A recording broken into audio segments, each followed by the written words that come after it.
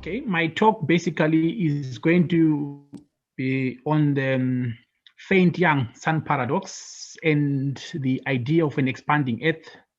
Yeah, and it is basically looking at can our terrestrial, local environment like the sun and everything have an influence on our climate. Okay, that's what I'm going to present. And my talk is segmented into 8 parts. I'll give you the background. I'll give you the standard solar radiation model, and I'll give a critique of that model. And on the critique, I'll then build my own model out of it. And I will then link it to the issue of climate change and also global warming. And I'll also talk about its a way it fits in the solutions as well. Okay, so the idea of the faint young sun paradox first came to light in 1972 when Carl Sagan and his colleague George Mullen actually pointed out that about 3.8 billion years ago, our sun was 75% its current luminosity. I mean, if you put in the Earth must have, the temperatures should have been low enough to not allow the formation of a liquid ice, liquid water, and also it would mean that, the possibilities of a life beaming, on a frozen Earth should have been very minimal. Yeah, so, but if you go into geological records, you will find that there is ample evidence pointing to the fact that 3.5 billion years ago, during a period known as the Archean era, there was the entire Earth as a globe, life was actually present.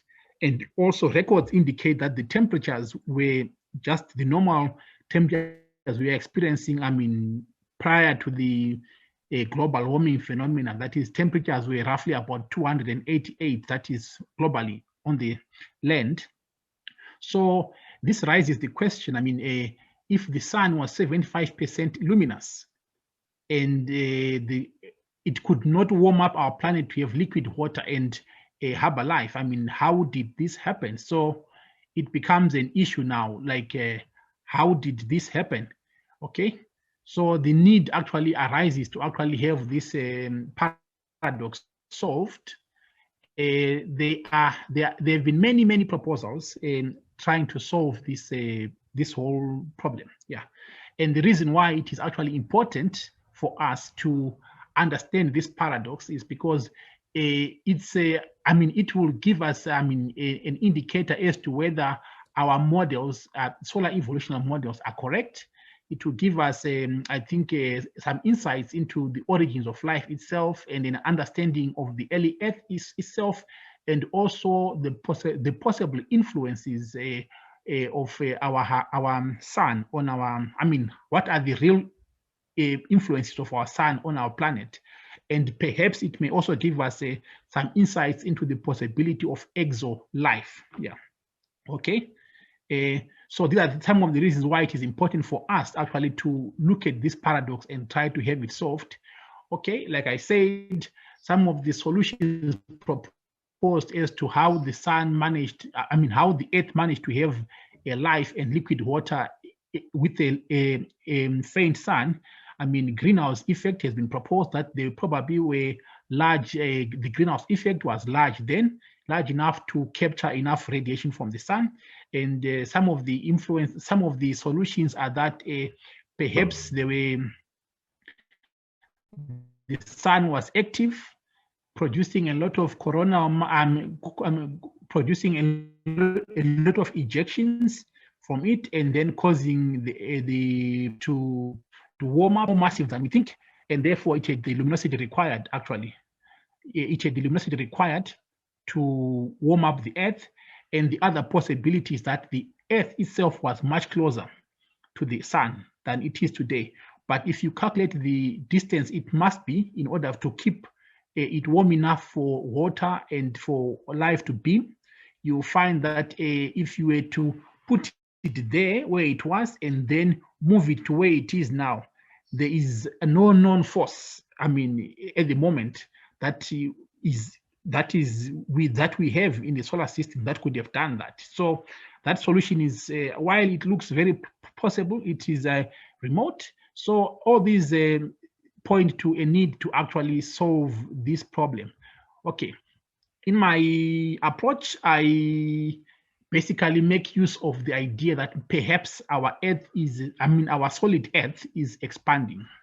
And this idea was first put forward by Alfred Wegener. I mean, he's a German scientist who put this idea somewhere around 1912, when he actually noticed that if you take the continental land masses and you put them together, they fit in very nicely like a jigsaw puzzle. Okay, and he proposed, I mean, he proposed that these land masses were moving apart over the years. But I mean, as to how they were moving, he proposed that the globe itself was expanding radially. But now, as to what was causing the radial expansion, I mean, he could not find a possible energy source.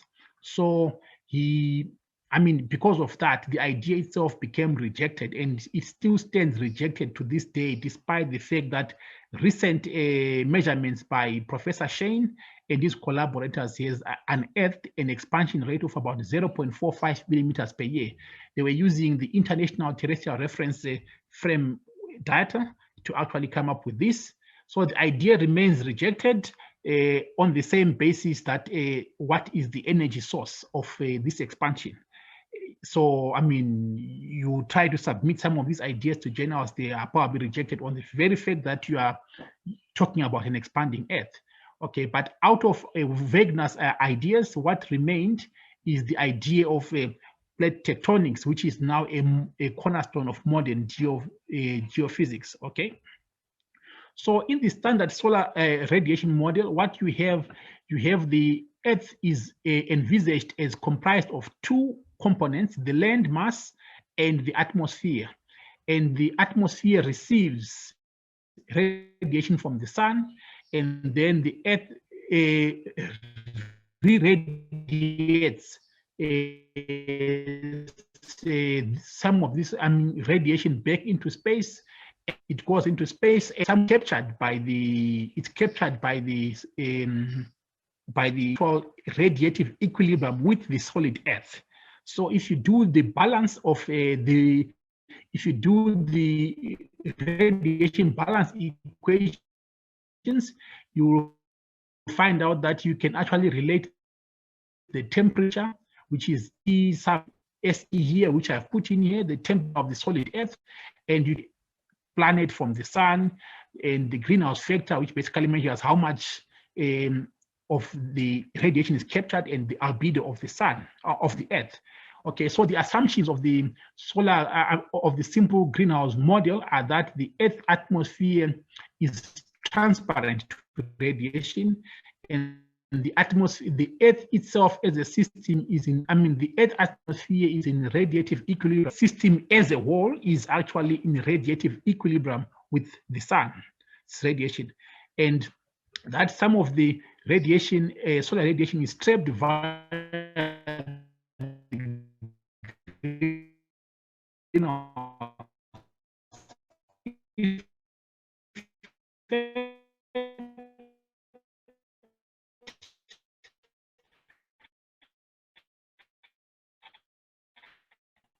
and that and another critical assumption made in this model, this I assume is actually we have to consider the atmosphere itself. The boundary of the atmosphere is an optical boundary which can trap radiation, and the radiation which is sent back into space is the one that is reflected only on the surface of the Earth. So everything else which comes in is captured, and what is reflected is what is falling onto the solid Earth. So if, in a way, the solid Earth now acts as a trap of radiation, and I mean, as a source to reflect radiation back into space. So you can basically then think of something what I call the geometric albedo, the cross section of Earth, at the Earth, the solid Earth plus its atmosphere as a wall, and therefore the effective radius is basically going to be equal to the radius of the solid Earth plus the radius, the height of the Earth atmosphere. That is my starting point. My second point is I assume that the entire Earth system is in viral equilibrium. Yeah, I mean, it is maintained in that state. And once in that state, it is, I mean, the viral equilibrium hypothesis now allows us to have the Earth system to be a closed system, basically implying that it has a conserved mass, it has a conserved number of particles, all the energy inside it is trapped. I mean, if the Earth receives some particles, it can say it is in equilibrium. If it receives radiation, a certain amount of radiation, it will radiate it back into space and so the viral equilibrium state. So this is the critical assumption. So what it would mean is if the Earth some 3.8 billion years ago, I mean, if it had sufficient heat to warm up, if within itself as a system, if it had sufficient heat to warm up the planet so that there's enough liquid water and there's life on it, that heat would have been trapped all these years. I mean, up until the time when we start to have the warming of the globe, where we have increased temperatures, I think probably due to increased the heating of the due to human activities. Okay, so as a consequence, the viral equilibrium itself, like I said, for it to be maintained, the Earth must be in radiative balance with the sun. It also must be a closed system. As a closed system, its mass and number of particles are maintained constant. And to maintain its mass and number of particles, the radius of the Earth and that of the atmosphere must be allowed to vary. And as a critical assumption, all this is possible if we have a variable g, that is Newtonian gravitation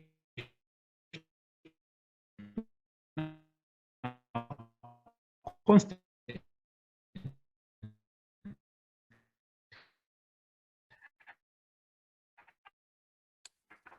Okay, so I mean a model that is okay. If I do that, I am able to obtain new equation which gives me how the temperature must vary with the distance and the luminosity, and a new factor comes in, geometric albedo, which I defined earlier.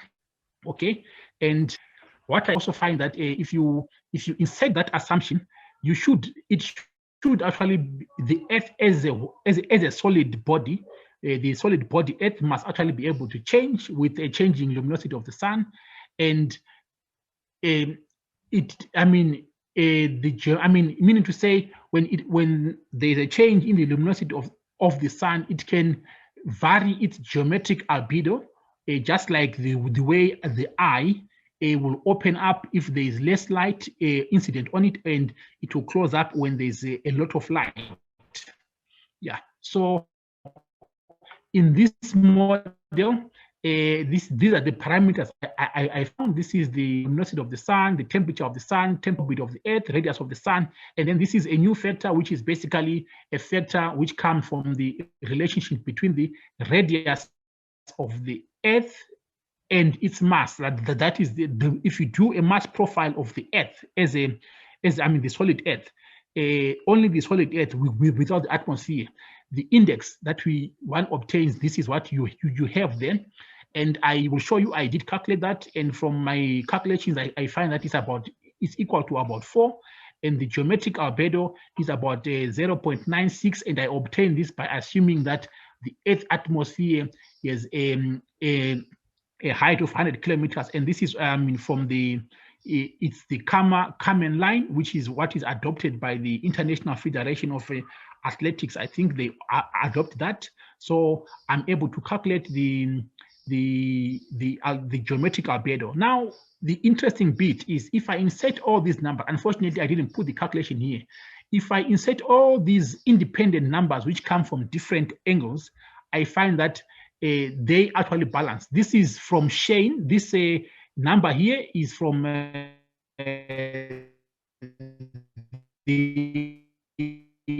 the change in radius of the Earth is from Shane, faint sun. These are okay. Okay. 5 minutes, Golden. Okay. So these the parameters fit in very well. So this gives me the impression that the model is actually there's something within the model which is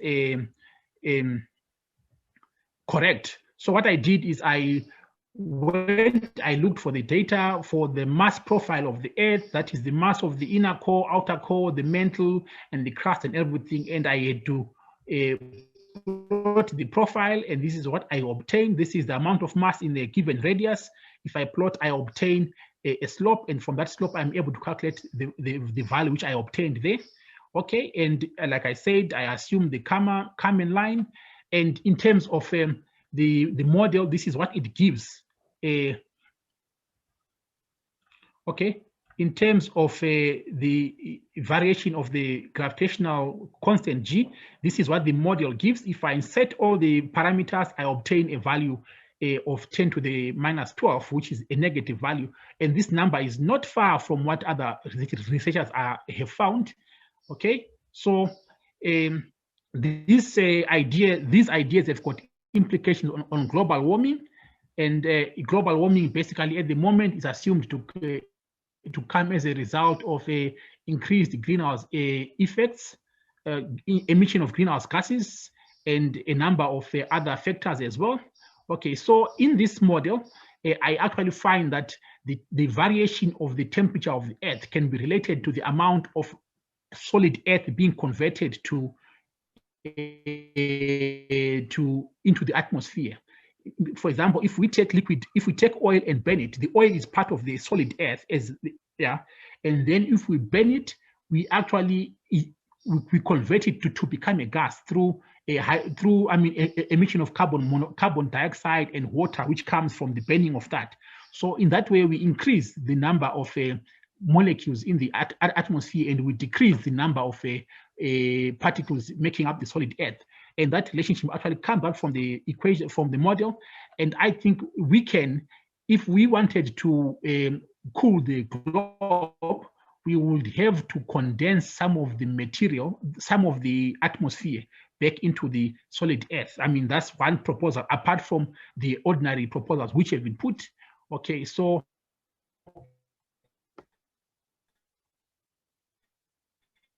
at the end of the day, my conclusion are that reaching the Kármán paradox, and I mean, you can, if the Earth had sufficient heat as a system, I mean, in its system, then that heat would have been maintained throughout up until the time now where we start to have increases in the temperature.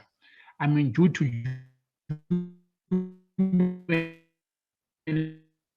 activity, okay, and also as a result of the Virial equilibrium hypothesis, and also hypothesis, the Earth system is basically a closed system, and increasing the number of particles, like I've just said, it actually leads to an increase in the mean global temperature. That is, if we increase the number of particles into the atmosphere coming from this solid Earth, that will increase the number of particles. I mean, it will increase the temperature of the Earth. And also the measurement by Shane and his collaborators of the expanding Earth is actually in sync with this model. All the numbers fit in and give a balanced equation, implying that perhaps there's something in this model which is correct. And the required gravitational constant is of the order of 10 to the minus 12. Minus 10, it's minus 5 times 10 to the minus 12. And this actually is related, like I did show, is related to the expansion of the Earth itself. So we are able to produce this variation, and I think this variation is not outplanned given the values obtained by other researchers. I thank you.